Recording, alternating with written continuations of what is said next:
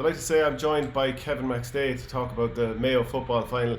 There's going to be a famine ended this weekend, Kevin, because Breaffy are looking to win their first ever title, Knockmore the first in 23 years.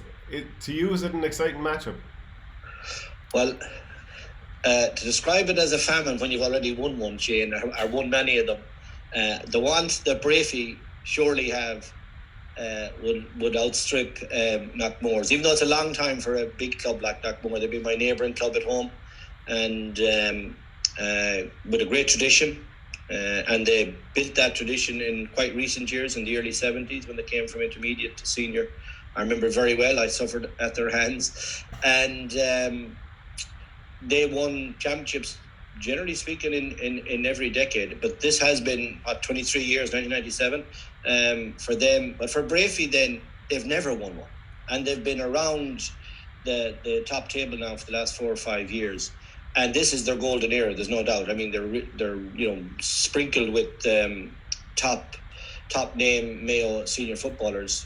I think I counted 5 or 6 of them when I was going through the team list. And they have a huge chance of the favourites. But Knockmore are the form team, if I can put it that way. Mm-hmm. So I know this is. I'm jumping in straight away now with my safety net. This match can go either way. But I put this with it. If some team was to win it handy, and by handy now I would say +5, +6, that type of a score, it will be Knockmore. They have the greater potential to rack up scores quickly. They're the highest scoring team in the championship. I've watched them a few times now because they were in Ballina-Stevenite's group, so I got to see them down there, and then I got to see them in the quarter-final, which was a very impressive win for them as well. They beat the champions, Ballintober, and the league champions as well, Shane. So they haven't come from nowhere. They're based really on a couple of good underage teams, with one in particular, a very astute manager in Ray Dempsey, a former colleague of mine, a good student of the game. But likewise, Breaffy have Peter Ford, another former colleague of mine, from the 80s, a very, very astute manager, and he has Shane Conway helping them. So the managements, I see them as two, very much at the top of their game. At this level, they would be top, no doubt about that. And the teams are well coached. I could see that immediately. Mm-hmm. I preferred what I saw coming from Knockmore. The Knockmore are a team in the full sense of that idea, or that concept, whereas Breaffy are a power team. They have 5 or 6 seriously good footballers, the county lads, we'll say, and they power that team to success. The O'Shea lads, obviously, and Aidan in particular. Aidan has been brilliant. Aidan has been just fantastic at county and club level. I know he gets a tough time from a lot of us, but I've been hugely impressed with him. He's captain of the team this year, if I'm right, and he's really given it his all. So it's been a very, very good club championship down in Mayo. I've seen a lot of the games on Mayo GA TV. That has been a great innovation, and there's going to be some class of a crowd allowed in, I think, on Sunday. I didn't go through the detail of yesterday's announcement yet. Now I'll do that later. But so there'll be a bit of atmosphere there. But there is a want. I just said at the beginning, there is a want. There is absolutely a famine in Breaffy. They've never won it, and that is a kind of a monkey on their back. And Knockmore haven't won it for a good while, but Knockmore know how to win these games. There's no doubt about that. It's going to be a great final. 2 right good teams now, with contrasting form coming in and out, but 2 right good teams. And it's on TV as well. I think TG Carr have it. So yeah, it's going to be a terrific final. Yeah, part of me wonders, will it be nervy, because Breaffy have lost their 3 finals, which all came in the last decade, and since they last won it, Knockmore have lost 5. So obviously there's that in them as well. I don't know, does that sort of thing play a factor, or at this stage, I mean, they're both coming in similar enough. No player on either side has won it, so nobody's really got an advantage. Well, from Breaffy's perspective, it shouldn't be, because they're a very experienced team. Team. With that big sprinkle of county players who have more experience than some footballers that accrue in 3 or 4 careers. So they have huge experience at that level. And then, as you say, they've been around this championship for the last decade or so. They're a very progressive club just outside Castlebar there, super facilities, and they've really got a great thing going, but they need a championship to crown it, and they will know this. And I think Peter Ford has been with them 5 or 6 years at this stage. I think I heard him say in an interview. I didn't realise he was that long with them. So he's there for the long haul.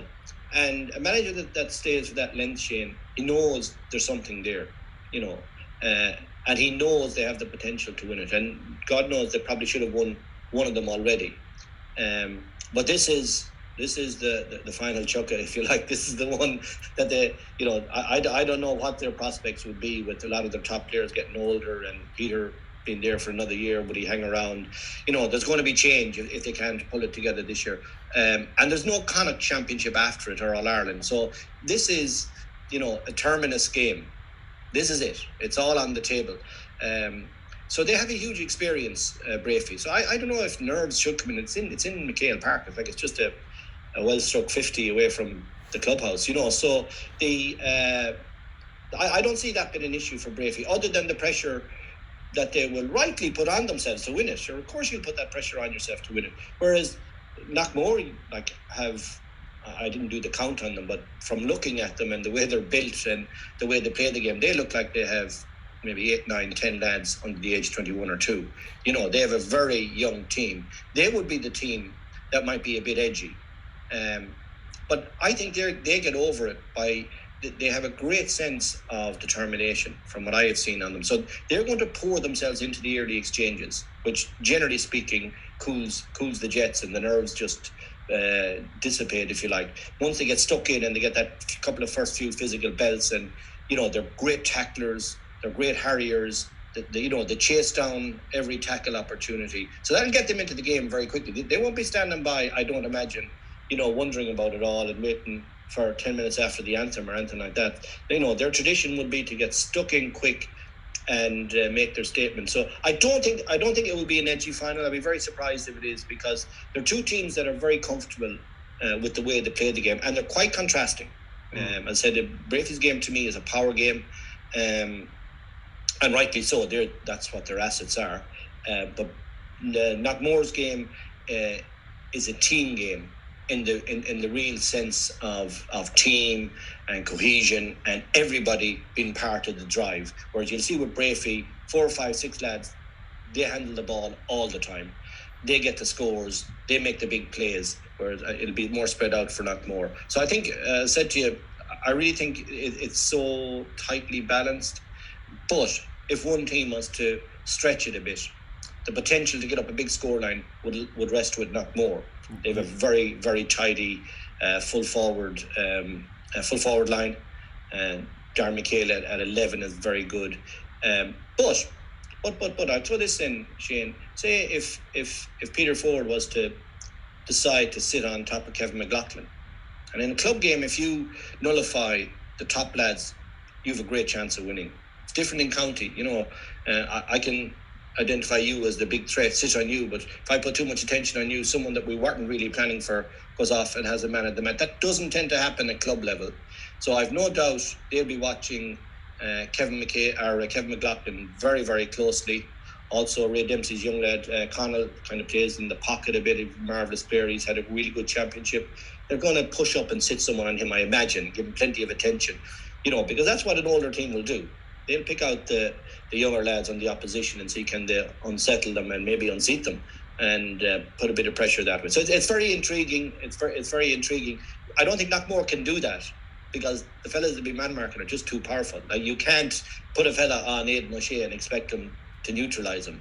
That's probably maybe limit him, but not neutralise. Same with Seamus O'Shea, Matt Ruan, Conor O'Shea. These are big fellas, big boys around the pitch who you're not going to really take out of the game.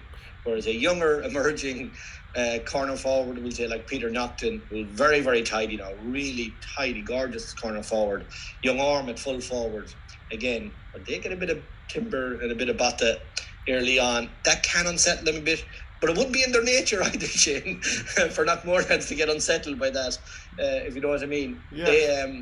They would get stuck into it. It really. I hope I'm building it up properly because it has the makings of a great final. It could be very tight. If one team was to stretch it a bit, I would say it would be Knockmore because they score easily, they score quickly, and they get a total up. Whereas I wouldn't have said Breaffy would be that type of team. Breaffy just haven't been as impressive. They've struggled a little bit in the group. They even, what match was I doing? What I have written down here. So, the Ballydreen game, the quarter-final. RT did that when I was down commentating on it.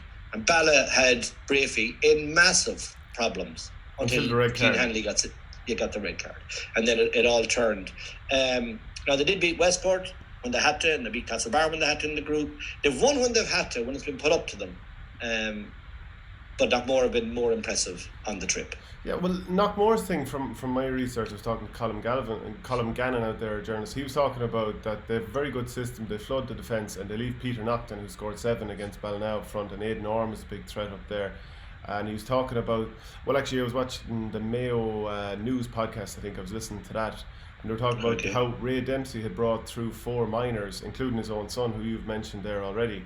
And just to recap on the semi-finals, Breaffy beat Westport 15-13, and Knockmore beat your native Ballina 17 points to 13.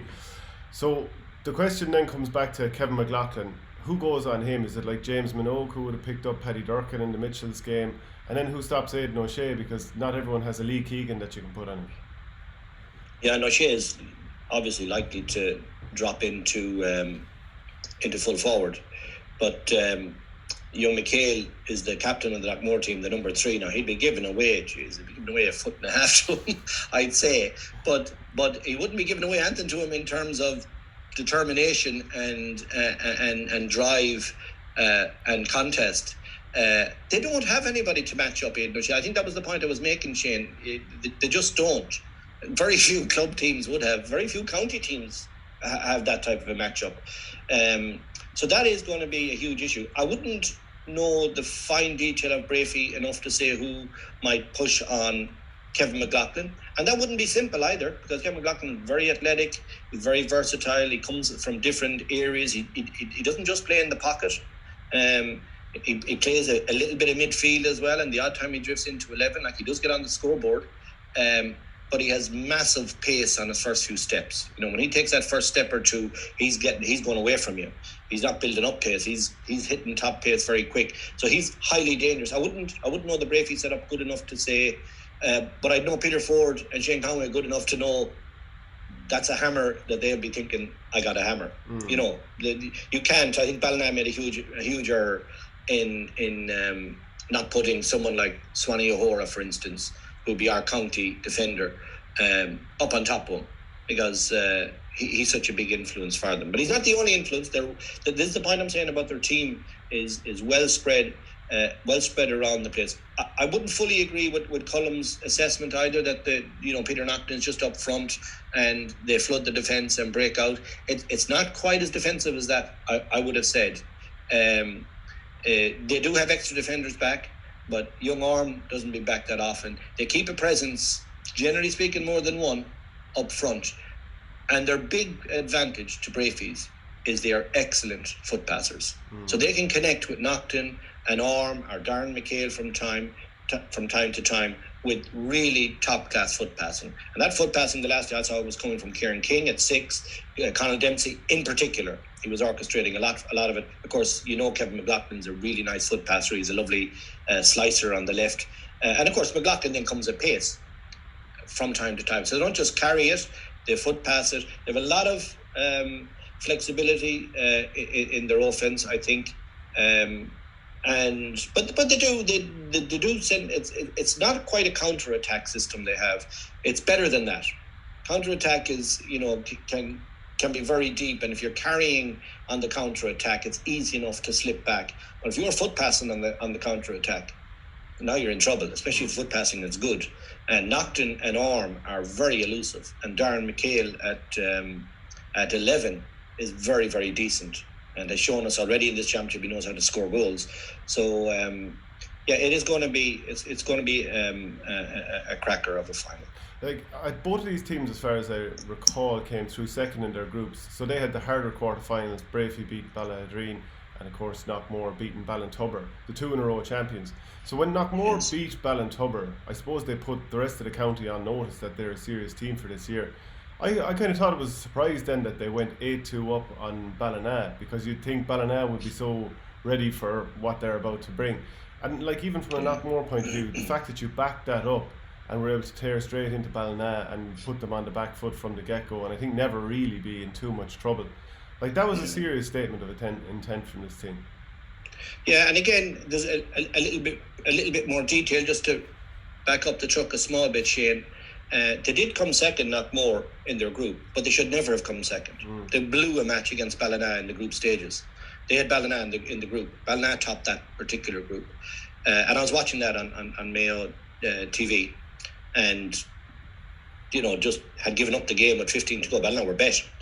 And Knockmore just fell away from the game inexplicably, really, in the last 10-12 minutes, and Ballina got a bit of a march on them, and they stole that game. And I've no doubt Knockmore were hurting from that, because this is the derby match of the year, really, in Mayo. And for coming into the quarter final, then Ray Dempsey had them in a great place. They were after blowing a group stage, and now he had a quarter final game lined up against, wasn't it, Ballintubber? It was, yeah. And he had just a week previously shown how good they can be when they're on their game, and how silly and poor they can be when they doze. It was actually predicated on a Darren McHale black card. That's what actually started the Ballina comeback in that group match. This young lad I've been telling you about, number 11, tidy player, lovely kiddo, a nice, very athletic player, certainly has potential perhaps with Mayo, and he got black carded stupidly, an absolutely clown of a black card, which young fellas do from time to time. So he had it all to do the next day. He scored 2 goals in that match, actually. So he was really atoning for his nonsense the week before. And from that, they've grown. Then they had Ballina. They had the perfect semi-final. Here was the team now that had clipped them in the group, and they were brilliant in that. Now, that game was over at half-time. I think you're aware of that, Shane. Their shooting and movement and scoring in that first half against Ballina was of the highest standard. And I had expected Ballina to really go after them, but they couldn't. They weren't able to. Now, they weren't impressive in closing that match out either. Let Ballina back into it for a period. In fact, young Reap, who was a reconstructed goalkeeper, I think Ray has taken him. He was a forward perhaps in another life, and has put him back into goal. And his kickouts, obviously for the kickout part of the game, and they're very, very good. But he went Majnoon with about 10 or 12 minutes to go against Ballina and tried to chip over a forward's head and went straight to the Ballina lad. And if he had run it through his hands, Ballina were right back in the game, maybe only a couple of points down, and he went to try and lob the goalie, and he just put it wide. So they have their moments. See, this is where the experience, they don't know how to manage the finish of these games as well as they might. But I'd say they're certainly learning on the hoof. And they're going to be well able for this county final. They're going to be well. You probably get a sense from me that I'm kind of fancying Knockmore, even though Breaffy are the favourites. I've just seen their form has been better. I don't see anything in terms of management. I think the two managements will have the teams at the top of their game. I have huge respect for both sets of them. But I think Knockmore have the greater potential. And their athleticism in a big pitch in Castlebar, if they get a good day, I think the weather is promised fine for the weekend. If they get a good day and they start using that athleticism, that's the one thing Breaffy don't want, is a high tempo. So you'll see fast frees, you'll see the ball moving at pace, you'll see young fellas darting out of the half-back line in support. And there's going to be a lot of questions, a lot of different things thrown at Breaffy. But, as I said, they are a very experienced team. Can they soak it up? We have to see. But, beautifully poised. Yeah, I'm going to make a small case for Breaffy. They have a lot of Mayo players on the Mayo team that, in the past year, they've suffered disappointments, but they've never kind of backed down necessarily in big games. Yes. They've gone behind against Donegal, Dublin, and always found a way to come back, even if they haven't won these All-Ireland finals. So I think they're stacked with a couple of those players. You've got Colin Flynn, the Longford man, who knocked over 7 points. Lovely free taker. Yeah. Really nice free taker, yeah. And then Conor O'Shea, I mean, I was never blown away by him in a Mayo jersey, but his form and some of the points he's scored, and you mentioned that game that was on TV against Ballahadreen as well. So there seems to be a lot of players that are in top form for them also. So that's the case I'd make for them. Yeah, and look, it's a fair case, Shane. I mean, I'm not I'm not poo-pooing Breaffy's chances, I can assure you that. Yeah. I think it's going to be very tight. I'm just saying, if it's stretched a bit, I'd see it towards Knockmore. The points you're making are absolutely valid. I remember they have a top keeper in Robbie Henley as well, and he can score from distance from these frees. He had a massive boot on him. I saw Ballina playing Breaffy in the Mayo League back when there was spectators. We were down on staycation, and we got in the Breaffy Ballina match, and again it was a lovely league match on a beautiful warm Sunday morning, and very well poised. Ballina won it in the end by a little bit, but again the form of Aidan O'Shea. I don't know if Conor played that particular day, but Conor's form in the championship has been good. He's playing out of midfield, which suits him, I think. Rather than when he plays with Mayo, he tends to be corner forwardy, half forwardy. Don't think he has what's the word I'm looking for? I don't think he has the know-how or the tight skills to play those positions, whereas midfield is a bit more open and there's a bit more going on all the time, whereas sometimes the forward line, the ball, you have to be very disciplined about the chances when you get your hands on it, whereas the midfield you get more touches perhaps. Seamus O'Shea is playing 6 and it's working not bad, but it'll be very interesting to see how it works now when you have someone like Darren McHale who's going to run straight at you and you're on the natural defender. Okay, that's going to be difficult. So you could see the foul count go up. That would be the first instinct of poor defenders. Our fellas that aren't used to playing those positions will be to foul because they'll panic a bit. But it's worked so far. Seamus has had a good championship as well. But the talk of the championship has been Aidan O'Shea. I mean, from what we've seen, he's been terrific. He looks great. He's dropped a few lbs, I'd say, and he looks in great condition. I suppose the big thing, if Breaffy are to win this, and I said this in my match commentary the last time, that Matthew Ruan would be the joker in the pack for them because he has huge potential. This is a right good player now, and he's just kind of coming through with Mayo at the moment. He's had a couple of seasons with them, and he's tall, very comfortable on the ball, athletic footballer, and excuse me, but he's been very quiet in the championship. I was doing the commentary and I was kind of giving up. Where is he? Like, has he gone home? And the next thing, he burst on the scene and got a few great balls and it turned it back in Breaffy's direction. So they're going to need a massive match from him. But you see the way the game is now being previewed. We're talking about 5 or 6 Breaffy lads, like young Fadgen, I think if I'm pronouncing that right. I liked him. He was number 10, I think. Robert Fadden or Fadgen, I don't know how to pronounce it up there. And I was quite impressed with him as well. But the preview would say there's 5 lads on the Breaffy team have to play well. But on the Knockmore team, nobody has to be extraordinary. Everybody just has to contribute. That's the way I see this game stacking. And that's not to say the 5 of them won't be brilliant for Breaffy. And if they are, if the O'Shea's play and Matt Ruan plays, Knockmore in huge trouble. Because when they're powerful, they dictate the match. You can't get the ball beyond midfield from them because they're just too big and physical around it. They just dominate it. And if Aidan drops out to help, well, you just won't be getting the ball beyond there. But I think the greater need for Breaffy is that he's up front trying to keep Colin Flynn and the likes of them and keep ticking, because they don't score freely. They just don't. And that's a negative when you're coming to a big match. You like to have 3 or 4 forwards who are going to keep the umpire busy. So see that there's so many contrasts in this. I think that's what is going to make for a super final. And the funny thing is, here in my own county where I'm living at the minute in Roscommon, the final is very similar. I know that we'll talk about that at some stage maybe. The final is poised in almost the exact way. And just a quick point about Ray Dempsey. He was talking about how the clubs need player access, and he said there are men in Knockmore coaching these lads since they were 8 and 10, and then we turn around and we can't pull them out of development squads and stuff to let them play with their clubs. That's not going to keep working. That model we have isn't going to keep, because I don't know why Knockmore people will go out and coach kids to become very good footballers and then we don't benefit from them. And obviously the exception being this summer when clubs basically have complete access to their players. Do you think he makes a fair point there? Well, you see, he's looking at it from his perspective, of course. Like, what other perspective would you be looking at it, says you? He's looking at it from the point of view of being a Knockmore man and all the hours have been pumped into these young fellas, and he's seeing the benefits of having access to them. Now, I don't know what the model is going to be going forward, but it's probably going to be something similar enough. But remember, when you're 15 or 16, Shane, or 13 or 14, you're not being bowled over by going up to training up in St. Joseph's, up in Knockmore. You're being bowled over when you're called into the Mayo Academy and you're getting your summer of training in there. That's the next level.